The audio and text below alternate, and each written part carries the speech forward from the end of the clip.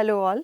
Today we'll be talking on a very important topic of occupational safety and health. I am Dr. Monica Vij, a professor of geography at Miranda House, University of Delhi.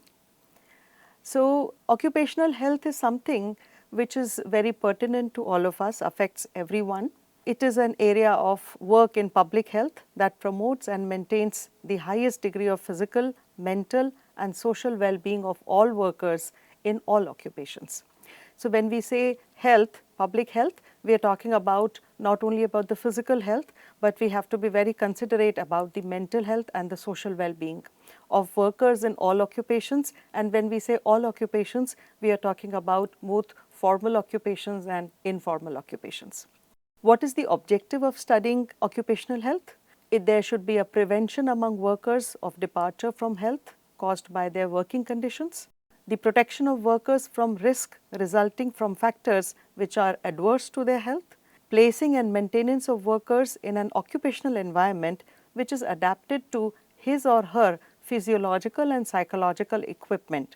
This is a very significant point because we realize that very often when we are talking about equipments and occupational environment, we are very gender neutral, we are very neutral in terms of the physical requirement of people. So, what is the height of the chair, what is the height of the table, what is the height of the table on which the desktop or the laptop has been kept. These are very significant, they are very minor details, but they impact to a great extent to the working conditions of individuals which affect the health status of the worker, which we will be dealing it in the next coming slides. Adaptation of worker to man and his job. What is the importance of occupational safety and health? It is one of the most significant aspects of public health because we are not paying enough attention, but we do have to realize that human resource is the most valuable resource. Good health and safety practices may help improve productivity. Accidents and occupational diseases could bring down the morale of the worker, and repeated accidents can create fear and uncomfortable working environment not only for the worker himself, but the other fellow workers who are with him in that particular office. Accidents are costly. Accidents are costly not only for the individual, they are costly for the company, they are costly for the family, they are costly for the entire community and the government. And most importantly, why we have to talk about occupational safety and health is because it is our social responsibility, because largely these workers are working for some social product or maybe some economic product which the entire society is using. So, the studying about occupational safety and health is very, very significant. Talking about the cost of occupational diseases and industrial accidents, there are both direct costs and indirect costs. When we talk about the direct cost, yes, of course, the cost of compensation is the biggest cost because when a person has become disabled or unfortunately if he dies within an occupational accident, the compensation could be in terms of monetary compensation. Sometimes the compensation is also in terms of giving an occupation to the family member. So, the cost of compensation becomes a very significant direct cost.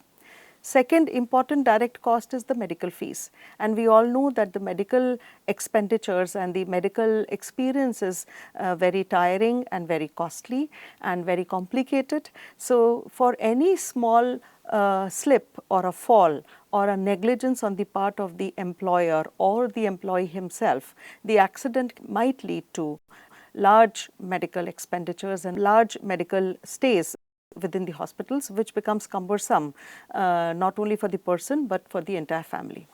The hospitalization expenses, as we said, and then higher insurance cost. We do realize that although it is mandatory that most of the employers should have insurance schemes for all his employees, but that is not the case. There are no insurances, particularly in the informal sector. Even in the formal sector, employees are not putting enough attention for the insurance cost.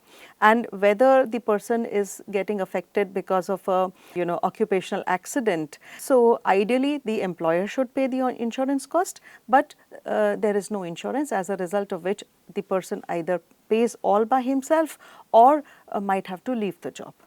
Then there are of course very direct cost is to the company, that is there is a damage or waste of product and raw materials. Sometimes in the case of compensation, cost of compensation as we talked about, the compensation could be in terms of giving employment to another person from the family. Very often it is realized that the skill levels or the education level of the compensatory person is not to the same level as the person who has been replaced. As a result of which it leads to another very significant direct cost. Then there are several indirect costs of occupational diseases. Of course, there is decreased productivity, there is hire and train new workers, as I said, compensatory employment wherein the new person is hired and that enough time and money has to be devoted to train that person to increase the productivity.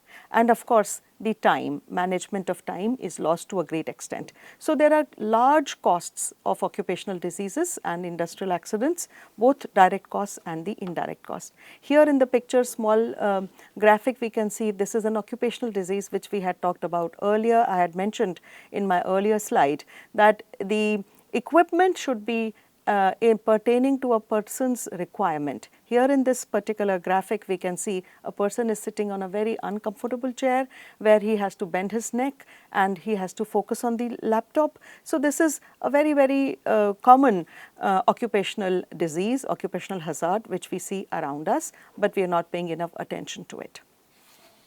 Now we deal with some of the facts of occupational health. It is estimated, according to International Labour Organization, close to 3 million workers die each year from work-related injuries and diseases.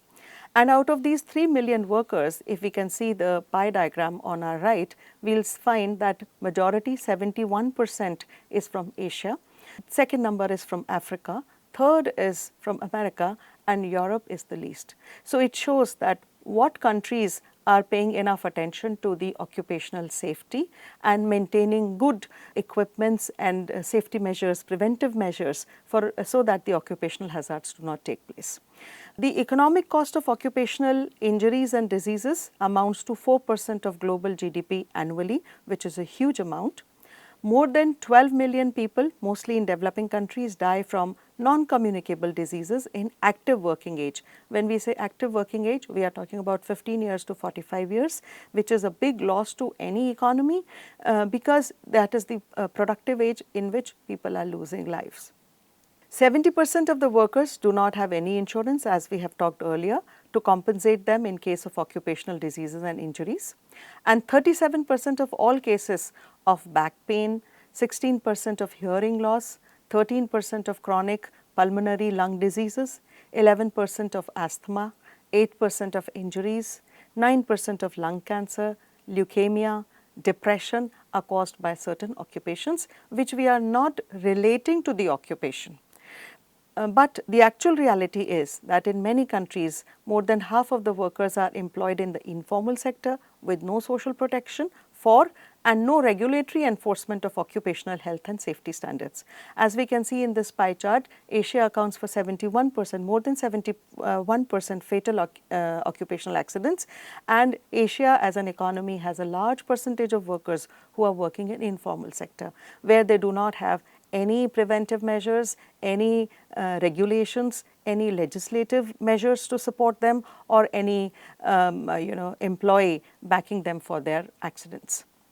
When we talk about the common occupational hazards, we find, as we've read earlier, more than 2 million people die at work each year. 40% are affected by musculoskeletal disorders. These disorders could be back pain, knee pain, shoulder pain because of their work culture, because of the type of work they do, because of the equipments which are available to them in their workplace. 7% die because of mental health disorders. When we are talking about mental health disorders, somehow we relate mental health disorders to a person's personal life, but very often in several instances, mental health disorders are directly related to the work environment, because in the modern economy, we do realize a large share of the day a person spends in his office or work environment as compared to his home. As a result of which, various other social, psychological relationships or emotional dealings which are being done are not at home but are at the workplace. So the mental health disorders is a rising concern among occupational hazards. 3% of tumors, and these tumors are largely because of the chemical hazards. We'll be talking about those in the next few slides. 16% of heart and circulatory diseases, primarily because of occupational diseases, and which are caused at the workplace. Talking of the common health hazards, there are various. As you can see in the picture, there is electricity shock, there is back pain, there is fall. These are some of the basic common potential risks or dangers which employees may face while working. The most notable health hazards, common and notable health hazards are, number one is physical hazards. So, that is related to noise, loud machinery and equipments. People working in various factory conditions, environments do not have enough gear that there is a limit to which particular decibels that individuals can bear, but most of the factories have loud machinery which are working continuously, and these employees are standing there in that work environment for 8 to 10 hours, which leads to a major hearing loss. Next is vibration. Tools continuously causing hand and arm vibration, hitting particular thing or maybe breaking certain things, which is a necessary part of making a product, leads to many physical diseases. Then radiation, certain employments are such where X-rays and UV light is very regular, particularly in welding industry and various other, in medical field as well. Radiation is very common. Then temperature extremes, we have been seeing that what temperature extremes we have seen in past 1 year, whether it was extreme cold or extreme hot, the heat waves, they working in these kind of extremely hot or cold environments can lead to several thermal diseases within the human body. And as I said, that largely the occupational accidents and deaths are in Asia, where informal sector is to a great extent. So these informal hawkers, workers who are working on the streets do not have any shade or any other equipment by which they can protect themselves, but in need of earning a livelihood, they have to be in the open, which affects them to a great extent. Second is the chemical hazard. Chemical hazard primarily caused because of the exposure to harmful chemicals, various solvents, pesticides, asbestos, and these are not the accidents or diseases which are being caused only to the people who are working in the chemical industry. Probably people working in the hospitals, people working in the housekeeping sector where they are dealing with various kinds of solvents and various kinds of cleaning agents. Similarly, people dealing in agriculture sector where they are dealing with various fertilizers and pesticides also have a large amount of chemical hazard. So, diverse fields do experience chemical hazard occupational diseases. Next is biological hazards, wherein we talk about viruses, bacteria and other microorganisms, and post-COVID we have all become very aware about it, and we are trying to very often, this became a kind of a habit where we tried to take up certain preventive measures, and there were a lot of talk about continuously washing your hands and putting up masks and be careful about your hygiene in terms of sneezing and coughing, and these were some kind of preventive measures which have become a part of our behavioral attitude, but not so much as it should be.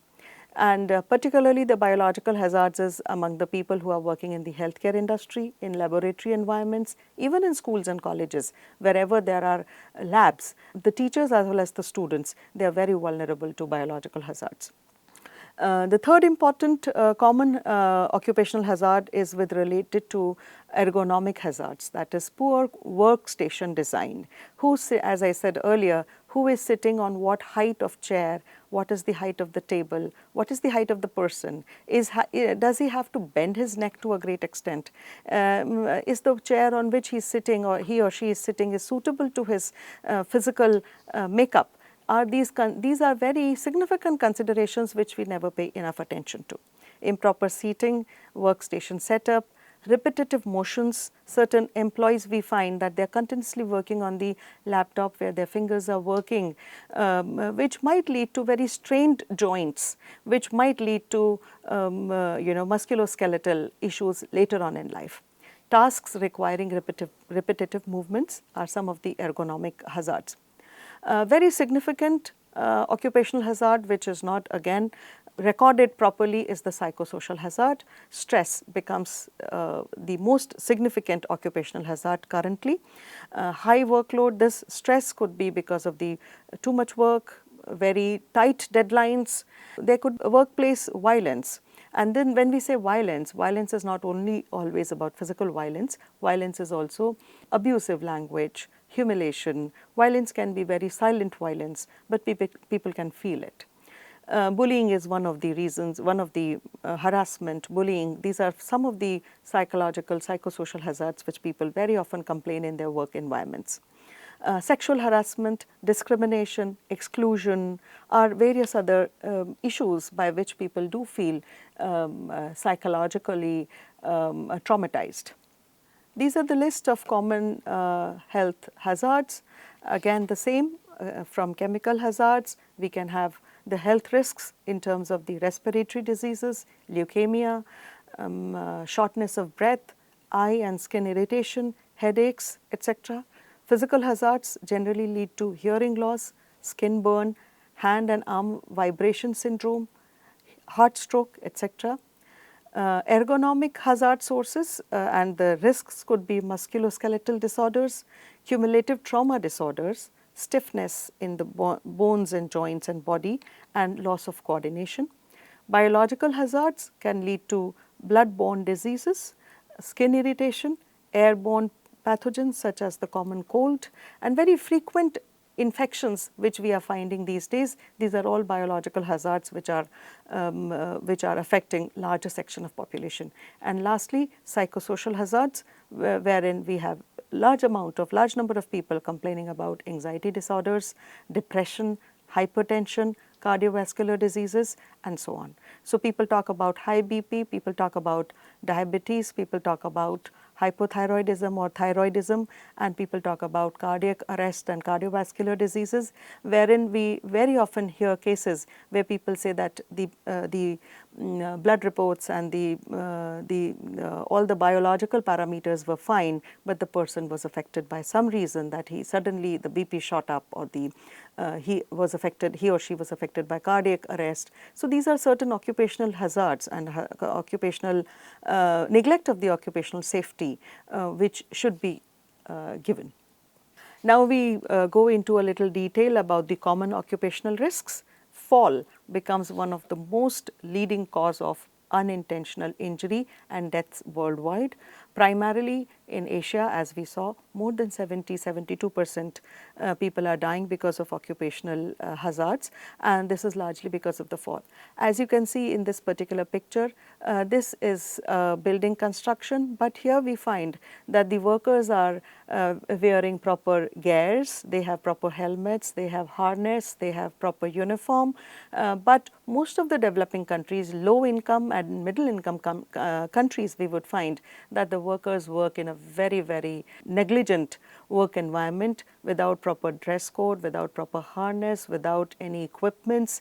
They are using a lot of physical labor and very dangerous circumstances within which construction activity particularly even in India, which goes on. So all poor countries, developing countries, low and middle income countries, they get affected by these unintentional injuries, which is leading to deaths or severe disabilities. 80% of individuals who die from falls are from low and middle income countries, as just explained. Adults older than 60 years of age are the most vulnerable.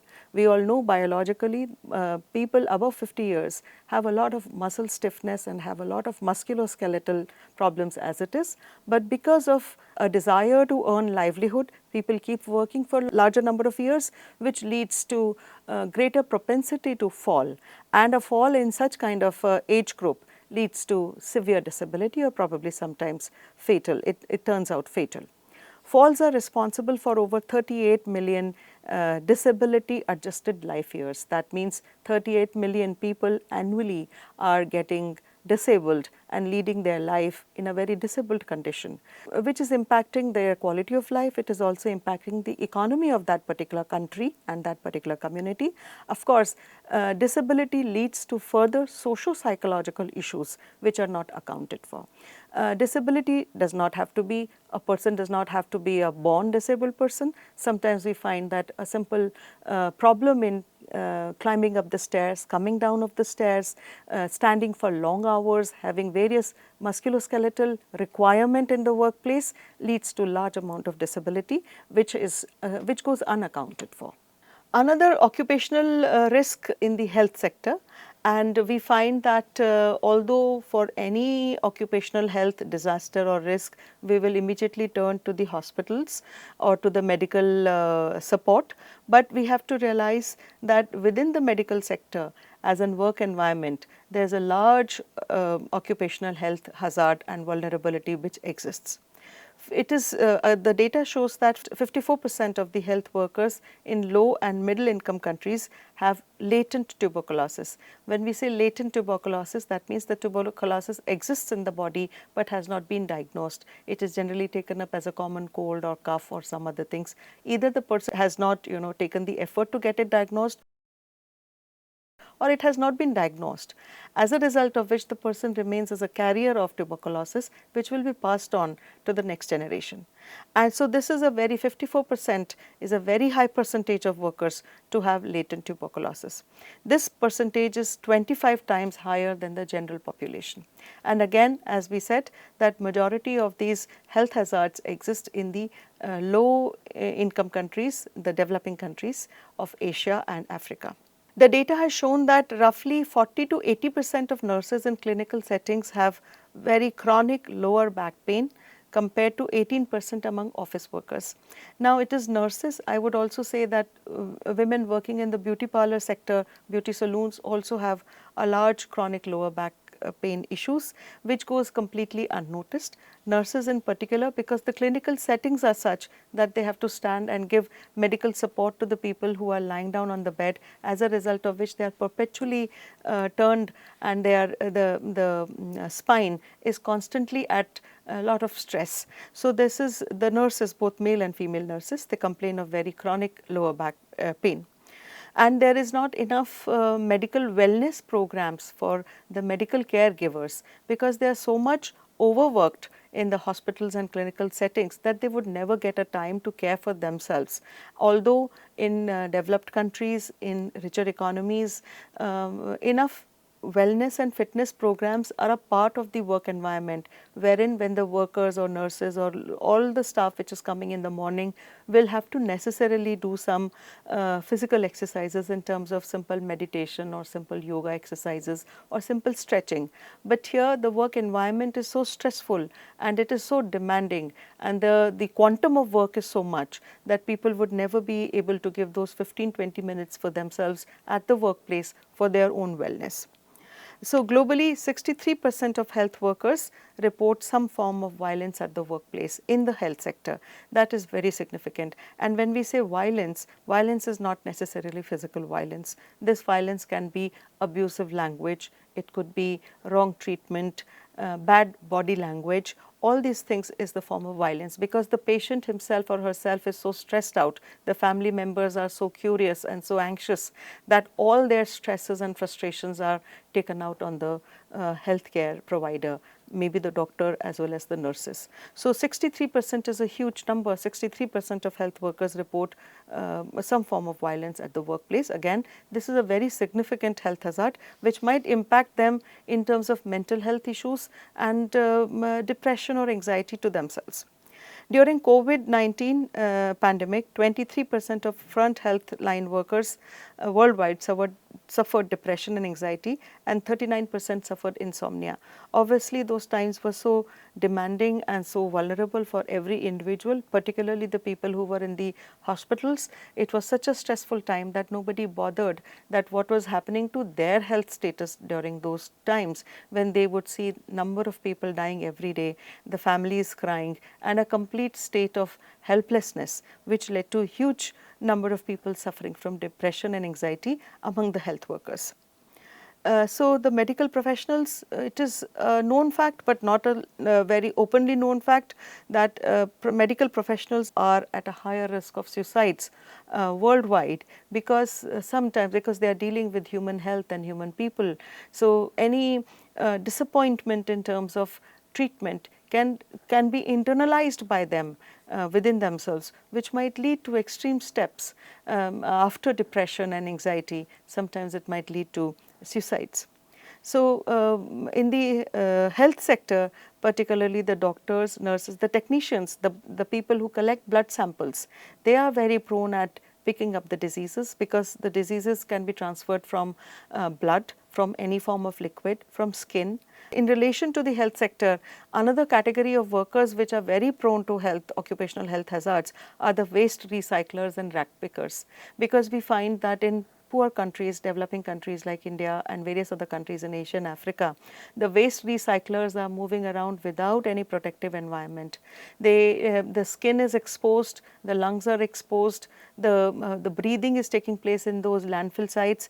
The biomedical waste is sometimes not very well treated. So all these rag pickers and the waste recyclers are at a huge risk of occupational health hazard, where no attention, and there are no, because these are informal workers, there are no regulations for these people. The visitors are, of course, within the health sector are very prone to, they are very prone and vulnerable. The in and out patients which keep coming, and the general public in the hospital, because the pathogens, the bacteria, the viruses, they all travel in the dust, in the air.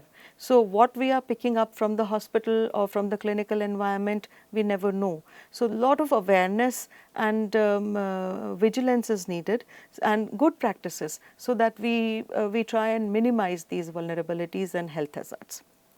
So today we will stop at this, and in the next presentation we will be talking about the preventive measures for occupational health and safety. Today we have talked about all the types of common health hazards which are possible at various work environments. Thank you.